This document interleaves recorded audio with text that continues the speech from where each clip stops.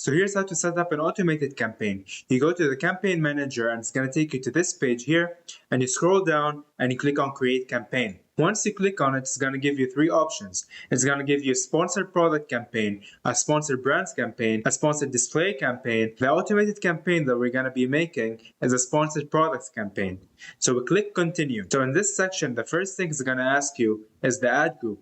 So we're going to get this ad group a name. So we're going to call it Automatic Campaign 1.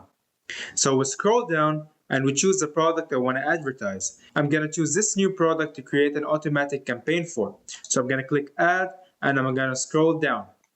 So the next section is target. You choose if you want your campaign to be an automatic campaign or a manual campaign. We're going to keep it how it is, as an automatic targeting. Next, for the automatic targeting, we choose the bid. Now for the bid, it's good to start with the suggested bid. So the bid is usually the maximum amount that you're willing to spend for a click. So for example, here the bid is 45 cents. This means I'm willing to spend 45 cents to get one click on my product. Now if you choose to go over the suggested bid, this means that your bid would be higher than other people using this suggested bid. So for example, if there's a certain keyword that a customer is using and both you and another seller is targeting this search term, the person with the higher bid would have this product shown first. So if your product is in a category that's very competitive, hiring your suggested bid could be a good idea. But if you're still not so sure about it, you can start with a suggested bid. You can also set bids with targeting groups. So instead of having one bid for the entire campaign, you can have a bid for each category for this campaign. So there are close match targeting, which are keywords that are very close to your product. And there's a loose match targeting, which are keywords that are loosely related to your product. And there's substitute targeting, which for example could be competitors. And there are complement targeting. So these are the four categories for automatic campaigns. But for me, I'm going to set it as a default bid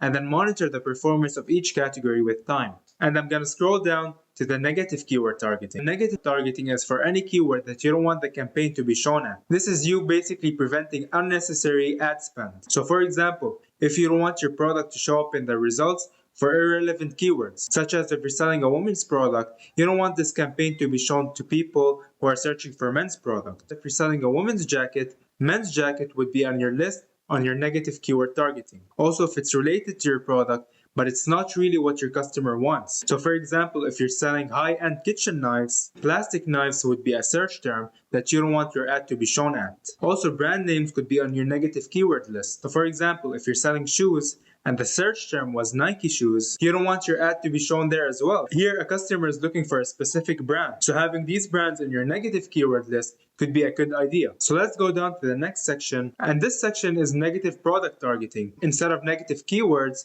you put negative products. So sometimes automatic campaigns would show your product on other people's listing. So if there are specific products that you don't want your ad to be shown at, then putting the essence of the products in this section would help you do that. So we're going to scroll down to the bidding strategy. Now there are three options for the bidding strategy. There are dynamic bids that go up and down. So whatever bid you have already chosen, Amazon will adjust this bid. They would adjust it based on their automated system as well. So they raise a bid if they see that the customer is more likely to convert to a sale. And they lower the bid when they see the customer is less likely to convert to a sale. So our bid that we picked was 45 cents. They'll be able to higher our bid to up to 100%, meaning that they'll go to 90 cents per click if they see that this click is more likely to convert to a sale. Now the second bidding strategy is dynamic bids down only, meaning that Amazon would not go higher than the bid that you placed. They would only go lower if they see that this bid is less likely to convert to a sale. So our bid is 45 cents. Amazon would not exceed 45 cents per click. The third bidding strategy is fixed bids, meaning that they'll take exactly the bid that you set up, meaning that they'll charge me 45 cents for any click that I get from this ad. Now for me personally, I've always done the dynamic bid up and down because sometimes hiring your bid is a good idea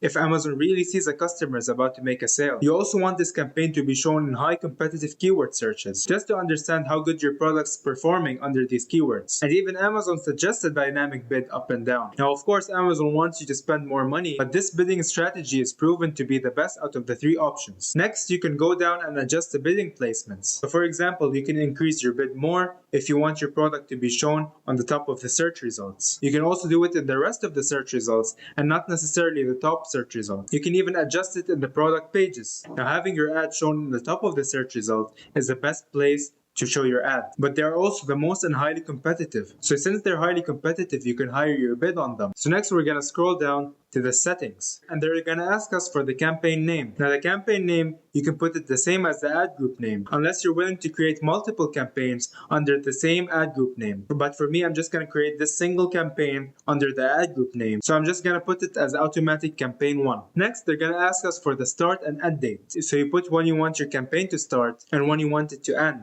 Now usually you can put there's no end date, but for example, if you're doing this campaign for a promotion, you can put an end date for it. So I'm gonna keep it how it is, and then they're gonna ask me for the daily budget. Now what I would recommend, anywhere between $10 to $50 per day is a good budget. It's good to see the initial performance of it and for you to collect data. Now if you're in a highly competitive category, going over $50 per day could make sense to you, but I would say anything over $50 would be too high, especially for a new campaign. You also don't want to really limit this campaign because you really want to see how it performs with time. So I'm gonna put a daily budget of $50. And now all you have to do is click launch campaign for it to go live. And it only takes around an hour for this campaign to start performing. Now it's always good to go back to this campaign and analyze its performance. What I would recommend is to go every week and analyze this campaign. You want to see what's the average cost per click and the ACoS and the conversions. You want to analyze on which keywords your ad is being shown. If there are keywords that are irrelevant to your product, you put them in a negative search term. You also want to adjust your budgets. You can choose a higher bid or a lower bid. You want to see how much of your daily budget is being spent. You should do that on a weekly basis. So this is basically how you can set up an automatic campaign. Setting up Amazon campaigns in general is a very difficult task, but having an automatic campaign can help you really analyze your product. And the more that you have data, the more and better performance campaign that you'd have. Campaigns also help you rank organically. I hope you found value in this video.